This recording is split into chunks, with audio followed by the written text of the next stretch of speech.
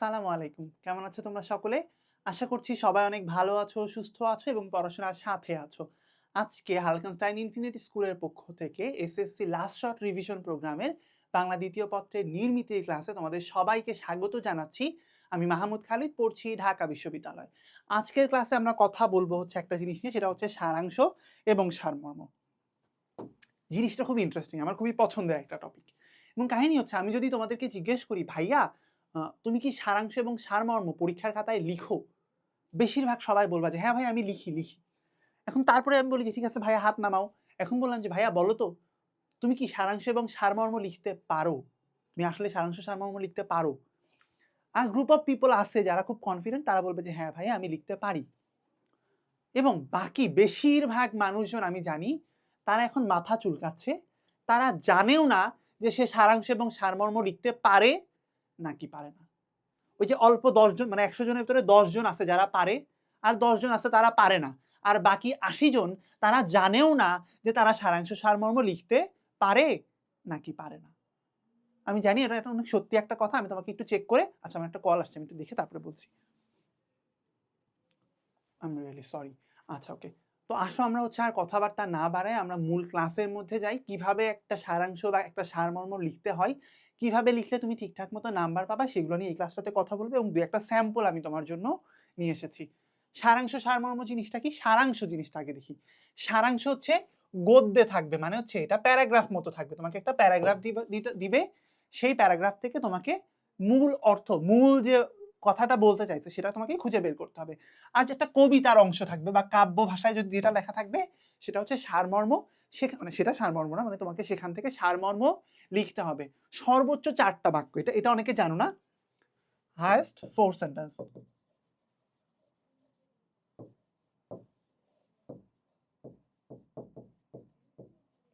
ওকে, এই জিনিসটা সবসময় খেয়াল রাখবা। মানে এটা যদি তুমি কোনো কারণে এক্সিড করো, 5টা বাক্যের উপরে যদি যায়, তাহলে তুমি 5টা বাক্যই তুমি বিপদে আছো। 4টা বাক্য লেখা হচ্ছে সবচেয়ে স্ট্যান্ডার্ড। 4টা বাক্য লেখা হচ্ছে সবচেয়ে স্ট্যান্ডার্ড। মানে সবচেয়ে স্ট্যান্ডার্ড বলতে 4টা বাক্য পর্যন্ত থাকলে তুমি ঠিক আছো। সবচেয়ে স্ট্যান্ডার্ড আমি মনে করি তুমি 3টা বাক্যে লেখো। 3টা বাক্যে আমি সবসময় 3 বাক্যের সারাংশ সারমর্ম লিখি। আসো দেখি। সারাংশ সারমর্ম দুইটার জন্য নিয়ম একদমই একই জিনিস। আসো আমরা একটা একটা করে দেখি। প্রদত্ত যে রচনা আছে, কবিতা হোক বা গল্পের হোক, সেটাকে ওইটার বিবরণ এবং যে ভাব বিস্তারিত লেখা হয়েছে, তোমাকে সেই জিনিসটা সারাংশ সারমর্মের মধ্যে একদম সংক্ষেপে মূল যে কথাটা, মূল যে ভাবটা, সেটা তোমাকে অল্প কথায় লিখতে হবে। 2 নাম্বার হচ্ছে, খুব ভালো সারাংশ বা সারমর্ম যদি তুমি লিখতে চাও, মিনিমাম 2 বার পড়বা। প্রথমবার একটা টানা পড়ে যাবা, আর পরেরটা একদম ওয়ার্ড বাই ওয়ার্ড মনোযোগ দিয়ে পড়তে চেষ্টা করবা। এবং এর মধ্যে যে অন্তর্নিহিত তাৎপর্য, মানে অনেক সময় থাকে কি একটা জিনিস লেখা তুমি দেখতেছো কিন্তু ওটার মানে আসলে ওইটা না, ওটার একটা লুকানো একটা অর্থ আছে, সেই অর্থটা তোমাকে খুঁজে বের করতে হবে। আচ্ছা, এখানে লেখা আছে এই যে অনধিক 4 বাক্য, মানে সর্বোচ্চ 4 বাক্য বা 40 শব্দের মধ্যে সারাংশ এবং সারমর্ম সীমিত রাখা দরকার। 40টা শব্দ। আমি শব্দের দিকে অতটা ইয়া দেই না, বাট আমি বলি 3 থেকে 4 বাক্য, 3 থেকে 4 বাক্য। ওকে। প্রদত্ত রচনার যে মূল কথা, সেটা যেন কোনোভাবেই শব্দ কমাইতে যে, বাক্য কমাইতে যে মূল কথাটা যেন বাদ না পড়ে যায়। এই 4 বাক্য হোক বা 40 শব্দ হোক, এর মধ্যে যেন মূল কথাটা বা মূল ভাবটা উপস্থিত থাকে। সারাংশ সারমর্ম লেখার সময় কিছু জিনিস আছে হারাম। হ্যাঁ, হারাম জিনিসগুলা কি? কোনো রকম উদাহরণ দেওয়া যাবে না, কোনো রকম উদ্ধৃতি দেওয়া যাবে না, কোনো রকম পরিসংখ্যান ব্যবহার করা যাবে না, কোনো ধরনের উপাত্ত ব্যবহার করা যাবে না। কোনো সাল, কোনো তারিখ, কোনো উদাহরণ, কোনো উদ্ধৃতি, কোনো কোটেশন, কোনো লাইনকে একদম সরাসরি বসানো, তোমার মনের ভাব, এই টাইপের কিচ্ছু প্রকাশ করা যাবে না। সারাংশ সারমর্ম মানে হচ্ছে উদ্দীপকে, মানে কবিতায় বা গল্পে যা বলা হলো সেই জিনিসটা সবচেয়ে কম কথায় মূল ভাবটা প্রকাশ করা, আর কিচ্ছু না। তোমাকে বিস্তারিত, তুমি কত সুন্দর লিখতে পারো, তুমি অনেক সুন্দর সুন্দর শব্দ ব্যবহার করে বিশাল করবা, দরকার না। স্পষ্ট থাকতে হবে, অতিরিক্ত কঠিন করা যাবে না, অতিরিক্ত উদাহরণ দিয়ে ভারী করা যাবে না, কোনোভাবে এই কাজগুলো করা যাবে না। আর একটা জিনিস আছে সারাংশ সারমর্মে হারাম, পুনরাবৃত্তি। মনে করো আমরা যখন ভাব সম্প্রসারণ লিখি, আমরা প্রথম প্যারাগ্রাফে যা লিখি শেষের প্যারাগ্রাফে আমরা মোটামুটি সেই জিনিসই লিখি, কিন্তু এই সারাংশ সারমর্মে এই কাজ করা যাবে না।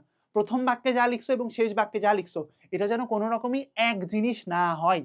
তুমি 2 লাইনে লেখো, 20 শব্দে লেখো, 25 শব্দে লেখো, কিন্তু মূল কথাটা যেন থাকে আর এক জিনিস বারবার না আসে। সারাংশ বা সারমর্ম লেখার সময় নিজস্ব বক্তব্য, মন্তব্য বা মত প্রকাশের কোনো রকমের কোনো সুযোগ নাই। তুমি নিজের কোনো মত দিতে পারবে না। তুমি বলতেই পারো না যে এরকম করলে এরকম হবে, আমার মনে হয় এরকম করা যেতে পারে, ভবিষ্যতে আমরা এরকম করবো। এই কথাগুলো কোথায় বলা যায়? ভাব সম্প্রসারণে। সারাংশ সারমর্মে এটা বলা যায় না। কিন্তু একটা কথাই, এটা আমি আলাদা করে কেন মার্ক করলাম? নিজস্ব বক্তব্যের সুযোগ নাই, কিন্তু ভাষা তোমার নিজস্ব হতে হবে। ভাষা নিজস্ব হতে হবে, হতে হবে। ভাষা নিজস্ব কেন বললাম? No copy paste. এই কপি পেস্ট কোথা থেকে হতে পারে? কপি পেস্ট তোমার বই থেকে, তুমি বইয়ে যা পড়ছো সেই জিনিস হুবহু লিখতেছো। This is not good for you. কারণ একজন টিচার যে খাতা দেখে, যে তোমার খাতাটা দেখতেছে, তার জন্য এক জিনিস বারবার পড়া মোটেও শান্তি নেই, এটা তুমি জানো। এবং সে যদি দেখে তোমার তোমার ওই ফটোকপি মেমোরি দিয়ে বইয়ে যা আস্তায় মুখস্থ করে নিয়ে তুমি বসাই দিছো, তোমার ক্রেডিটটা কোথায় ভাইয়া? তুমি হয়তো পুরো লেখাটা পড়ো নাই, তুমি যেই দেখছো যে হচ্ছে বিন্দু বিন্দু বালুকণা, মানে ছোট ছোট বালুকণা বিন্দু বিন্দু জল, এটা দেখেই তুমি পুরো সারাংশ বা পুরো সারমর্ম লিখে ফেলছো। এরকম যেন না হয়। তুমি পুরোটা পড়ো, নিজের ভাষা ব্যবহার করো, কপি পেস্ট করো না। 2 নাম্বার জিনিস হচ্ছে সারাংশের ভেতরে যা লেখা আছে, কিংবা সারাংশের সারমর্মের ভেতর, মানে সারাংশের উদ্দীপকে বা সারমর্মের উদ্দীপকে যা লেখা আছে সেই জিনিসও কপি পেস্ট করবা না। এটা করলে নাম্বার পাবা না। এটা হচ্ছে সোজা কথা, আমি আর ওয়ার্নিং দিব না, কথা হচ্ছে এরকম করলে নাম্বার পাবা না। আচ্ছা, আসলে আমরা সারাংশের কয়েকটা প্র্যাকটিস দেখি, তারপরে আমরা সারমর্মের কয়েকটা প্র্যাকটিস দেখব। অভাব আছে বলিয়া জগৎ বৈচিত্র্যময় হইয়াছে, অভাব না থাকিলে জীব সৃষ্টি বৃথা হইত। অভাব আছে বলিয়া অভাব পূরণে এত উদ্যম, এত উদ্যোগ। সংসার অভাবগ্রস্ত বলিয়া এখানে কর্মক্ষেত্র আছে। অভাব না থাকিলে সকলে স্থানস্থবির হইত, মানে এক জায়গায় বসে থাকতো। মনুষ্য জীবন বিড়ম্বনার হইত, মহাজ্ঞানীগণ অপরের অভাব দূর করিতে সর্বদা ব্যস্ত। জগতে অভাব আছে বলিয়ায় মানুষ সেবা করিবার সুযোগ পাইয়াছে, সেবা মানব জীবনের পরম ধর্ম, সুতরাং অভাব হইতেই সেবা ধর্মের সৃষ্টি হইয়াছে, আর এই সেবা ধর্মের দ্বারাই মানুষের মনুষ্যত্ব সুলভ গুণ সার্থক লাভ করিয়াছে। এটা আমি কয় বাক্যে লিখবো? সর্বোচ্চ 3 বাক্যে লিখতাম আমি। দেখো, জীবনে অসম্পূর্ণতা আছে বলেই মানুষ পূর্ণতার খোঁজ করে। এই এক বাক্যেই কিন্তু কোন পর্যন্ত? এই পর্যন্ত কাভার শেষ। তারপরে অভাব দূর করার জন্যই সে কর্ম প্রচেষ্টায় রত থাকে। এইটাও আর কি ওইটার ভেতরেই গেল। চাইলে তুমি এই জিনিসটা স্কিপও করতে পারো, এটা তুমি স্কিপও করতে পারো। আর কি, এই যে এখান থেকে পরের কথাটুকু কি, আবার কিছু মানুষ অন্যের অভাব পূরণের মধ্য দিয়ে মহান হয়ে ওঠে। তুমি যদি ভাইয়া এই অংশটা সম্পূর্ণরূপে বাদ দিয়ে দাও আর লেখো জীবনে অসম্পূর্ণতা আছে বলেই মানুষ পূর্ণতার খোঁজ করে, আবার কিছু মানুষ অন্যের অভাব পূরণের মধ্য দিয়ে জগতে মহান হয়ে ওঠে। গেস করো আমি তোমাকে কত দিব? আমি তোমাকে 9 দিয়ে দিব, একদম স্পষ্টত 9। এবং অনেক টিচার আছে তার যদি এটা খুবই ভালো লাগে সেটা 10 দিয়ে ফেলতে পারে। সারাংশ সারমর্মে সাধারণত কেউ 10 দেয় না, কিন্তু হাইয়েস্ট নাম্বারটা ধরো 8 বা 9। এই তুমি যে এই শুধু 2টা বাক্য লিখলে আমি তোমাকে 9 দিব। অতিরিক্ত লিখতে গেলে মারা খাবা, এটা আমি আগেই সাবধান করতেছি। আবার আরেকটা চলো তোমাকে দেখাই। ওকে, অভ্যাস ভয়ানক জিনিস, একে হঠাৎ স্বভাব থেকে তুলে ফেলা কঠিন। মানুষ হবার সাধনাতেও তোমাকে ধীর ও সহিষ্ণু হতে হবে। সত্যবাদী হতে চাও? তাহলে ঠিক করো সপ্তাহে অন্তত একদিন মিথ্যা বলবে না। 6 মাস ধরে এমনকি নিজে সত্য কথা বলতে অভ্যাস করো। তারপর এক শুভ দিনে আর একবার প্রতিজ্ঞা করো সপ্তাহে তুমি 2 দিন মিথ্যা কথা বলবে না। 1 বছর পরে সত্য কথা বলা তোমার কাছে অনেকটা সহজ হয়ে পড়েছে। সাধনা করতে করতে এমন একদিন আসবে যখন ইচ্ছা করলেও তুমি আর মিথ্যা কথা বলতে পারবে না। নিজেকে মানুষ করার চেষ্টায় পাপ ও প্রবৃত্তির সঙ্গে সংগ্রামে তুমি হঠাৎ জয় হতে কখনো ইচ্ছা করো না, তাহলে সব পণ্ড হবে। মূল কথা কিন্তু এর মধ্যেই বলা আছে, বুঝছো?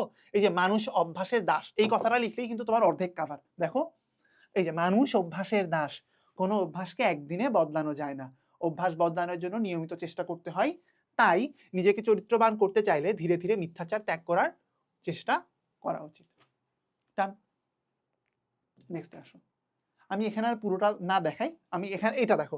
সুবিধাবাদী লোকদের উপস্থিতি সুসময়ে দেখা যায়, দুঃখের দিনে তাদের খুঁজে পাওয়া যায় না। প্রয়োজনের সময় এই সুসময়ের বন্ধুরা কোনো উপকারে আসে না। দেখো 3 বাক্যে লেখা, এটা মিনিমাম 8 থেকে 9 নাম্বার ডিজার্ভ করে। মানে যেই টিচার ধরো একদম নাম্বার দেয়ই না, সেই টিচারও মিনিমাম এখানে 7 দিবে। বিশ্বাস করো আমাকে, অতিরিক্ত কথা লিখতে যাবা না, অল্প লিখবা, যথাযথ লিখবা। এমন না যেন হয় যে অল্প লিখতে বলছে ভাইয়া, আমি তাহলে যে শুধু এই সেন্টেন্সটা তুলে দিই। বা এখান থেকে এইটুকু পর্যন্ত তুলে দিই, এরকম করলে কিন্তু তুমি 0 পাবা, কারণ মূল কথাটা তোমাকে বলতে বসে কপি পেস্ট করতে তোমাকে বলে নাই।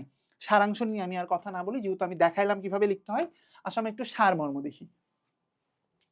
বসুমতী, কেন তুমি এতই কৃপণা, কত খোঁড়াখুড়ি করি পাই শস্যকণা, দিতে যদি হয় দে মা প্রসন্ন সহাস, কেন এ মাথার ঘাম পাইতে বহাস, শুনিয়া ঈষৎ হাসি কন বসুমতী, আমার গৌরব তাতে সামান্য বাড়ে, তোমার গৌরব তাহে একেবারে ছাড়ে। দেখো কি বলতেছে, শস্য সম্পদ অর্জন করা কষ্টসাধ্য। কি এটা আমরা কোথায় পাইছি এই লাইনটা? দেখো, কেন এ মাথার ঘাম পায়েতে বহাস, মানে কেউ একজন বলতেছে যে এত পরিশ্রম করে মাঠে এত চাষাবাদ করে তারপরে ফসল পায়, এত পরিশ্রম কেন করাও? বসুমতী মানে পৃথিবীকে বলতেছে যে এত পরিশ্রম কেন করাও? তাই মানুষের শক্তি, সামর্থ্য, শ্রমের এত মূল্য। এই যে আমাদের যে কষ্ট করে পাই, এই জন্যই আমাদের মূল্য। তো বসুমতী যে কি বলছে দেখো, ঈষৎ হাসি কন বসুমতী, আমার গৌরব তাতে সামান্য বাড়ে। বলছে এটা যদি আমি করতামই, আমি যদি তোমাকে ফ্রিতেই দিতাম, তাহলে আমারই গৌরব বাড়তো, আর তোমার গৌরব তাতে একেবারে ছাড়ে, মানে তোমার গর্ব অহংকার সবই চলে যায়। আমি যদি তোমাকে কিছু ফ্রিতে দিই, তোমার কোনো ক্রেডিট আছে? নাই। তুমি যদি কিছু পরিশ্রম করে পাও, আমি অনেক পরিশ্রম করে জিনিসটা পাইছি, তোমার একটা স্যাটিসফ্যাকশন আছে না, তোমার গর্বের একটা জিনিস আছে না, তো সেই জিনিসটা। অন্যের করুণার উপর নির্ভরশীল হলে মানুষের মর্যাদা বাড়ে না, কষ্ট করে পাওয়া ফলের মধ্যেই মানুষের গৌরব নিহিত। আশা করি বুঝছো। আসিতেছে শুভদিন, দিনে দিনে বহু বাড়ি আছে দেনা, শুধিতে হইবে ঋণ, হাতুড়ি শাবল গাইতি চালায়ে ভাঙিল যারা পাহাড়, পাহাড় কাটা সে পথের দুপাশে পড়িয়া যাদের হার, তোমারে সেবিতে হইল যাহারা মজুর মুটেও কুলি, তোমারে সেবিতে যারা পবিত্র অঙ্গে লাগালো ধুলি, তারাই মানুষ তারাই দেবতা, গাহি তাহাদেরই গান, তাদেরই ব্যথিত বক্ষে বক্ষে পা ফেলে আসে নব উত্থান। কি বলতেছে এখানে? বলছে যারা পরিশ্রমী, যারা এই পৃথিবী থেকে গড়তেছে, তারাই মূল।